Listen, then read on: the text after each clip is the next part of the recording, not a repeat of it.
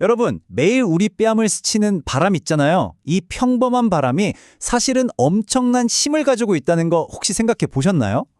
오늘은 말이죠.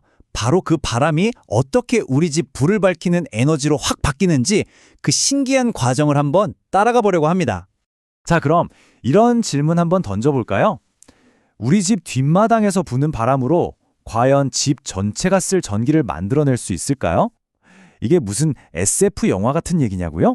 에이, 그렇지 않습니다. 생각보다 훨씬 더 우리 가까이에 있는 현실적인 질문이에요. 네, 지금 보시는 이게 바로 그 증거입니다. 더 이상 공상과학 영화 속 한 장면이 아니라는 거죠. 이게 바로 소형 풍력 터빈이라는 기술 덕분인데요. 이걸로 우리 집이나 작은 가게에서도 직접 에너지를 만들어서 말 그대로 에너지 자립을 이룰 수 있게 된 겁니다. 이미 현실이 된 기술이에요. 자, 그럼 그 원리가 궁금해지죠. 아니 도대체 눈에 보이지도 않는 바람이 어떻게 우리가 매일 쓰는 전기가 되는 걸까요?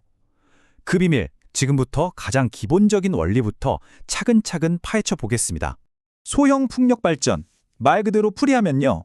바람이 가진 움직이는 힘, 이걸 이제 운동에너지라고 하죠. 이걸 전기에너지로 바꿔주는 장치를 말하는 겁니다. 근데 여기서 핵심은 바로 소형이라는 점이에요. 보통 100kW 미만짜리 터빈을 써서 우리 가정집이나 농장 이런 곳에 딱 맞게 설치되는 거죠.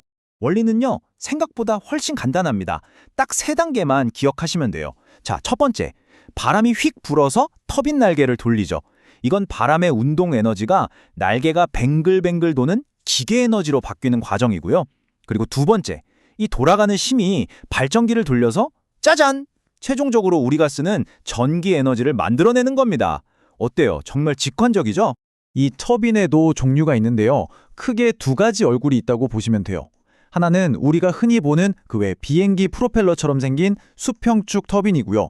다른 하나는 놀이공원 회전목마처럼 생긴 수직축 터빈입니다. 그러니까 결국 선택의 문제인 거죠.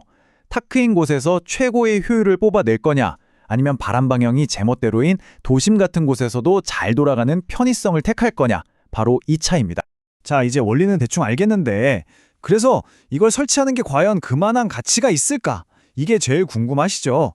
지금부터 장점과 단점 아주 솔직하게 한번 따져보겠습니다. 일단 좋은 점부터 볼까요? 혜택은 정말 확실합니다. 일단 설치만 하면 연료비가 제로예요. 공짜죠? 그럼 당연히 장기적으로 전기요금을 확 아낄 수 있겠죠? 그리고 진짜 좋은 건 갑자기 정전이 돼도 우리 집은 불이 안 꺼진다는 거.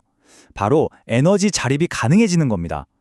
여기에 탄소 배출이 전혀 없는 친환경 에너지라는 점은 가장 큰 선물이 아닐까 싶습니다. 물론 동전의 양면처럼 단점도 분명히 있습니다. 이걸 알아야겠죠. 가장 큰 숙제는 뭐니 해도 바람에 대한 의존성입니다. 당연하죠. 바람이 안 불면 전기를 못 만드니까요. 또 터빈이 돌아가면서 나는 기계 소음이나 바람이 잘 통하는 넓은 공간이 필요하다는 점, 이런 것들도 무시할 수 없는 현실적인 문제들입니다. 하지만요, 방금 말씀드린 이 가장 큰 약점, 그러니까 바람이 안 불면 어떡하지 하는 이 문제를 해결할 아주 똑똑한 방법이 있습니다. 바로 시스템의 힘을 빌리는 겁니다. 네, 바로 그겁니다. 바람 의존성이라는 이 가장 큰 숙제를 풀어줄 아주 우아한 해결책이 있다면 어떨까요? 정답은 바로 하이브리드입니다. 풍력과 태양광, 이 둘은요, 서로의 단점을 완벽하게 채워주는 정말 환상의 짝꿍, 최고의 파트너라고 할 수 있어요.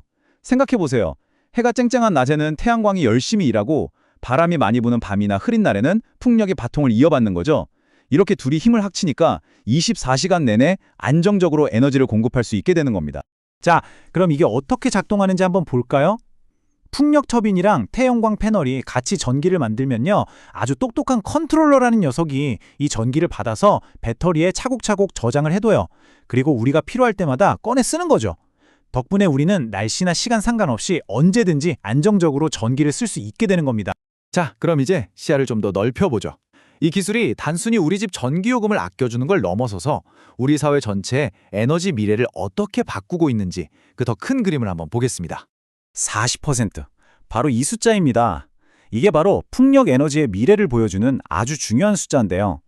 우리나라 정부가 2030년까지 전체 재생에너지에서 풍력이 차지하는 비중을 무려 40%까지 끌어올리겠다고 발표했거든요. 이건 그냥 에너지원 하나 추가하는 수준이 아니라 국가 에너지 정책의 판이 바뀌고 있다는 아주 강력한 신호입니다. 이건 정말 거대한 변화를 의미합니다. 생각해 보세요. 예전에는 저 멀리 있는 거대한 발전소 한두 곳에서 모든 전기를 만들어서 보내줬잖아요. 이런 중앙 집중형 방식에서 이제는 우리 집, 우리 동네에서 직접 에너지를 만들고 쓰는 분산형 에너지 시대로 넘어가고 있다는 뜻입니다. 그리고 바로 이 소형 풍력이 그 변화의 한가운데에서 아주 중요한 역할을 하고 있는 거고요. 자, 그럼 이렇게 거대한 에너지 전환의 흐름 속에서 나도 한번 참여해볼까 하는 생각이 드실 텐데요. 무엇부터 시작하면 될까요?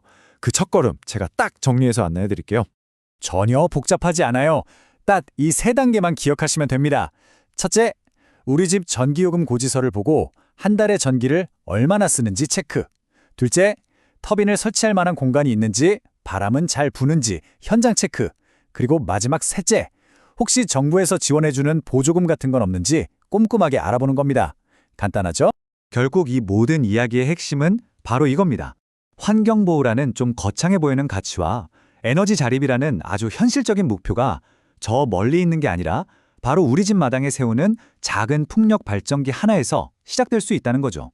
가장 큰 변화는 언제나 가장 작은 시작에서 비롯되는 법이니까요. 지금 전 세계는 더 깨끗하고 더 우리 가까이에 있는 에너지 시스템으로 나아가고 있습니다. 이 거대한 변화의 물결 속에서 지금 여러분 곁을 스쳐 지나가는 그 바람은 과연 어떤 역할을 할 수 있을까요? 오늘 한 번쯤 곰곰이 생각해 볼 만한 질문이 아닐까 싶네요.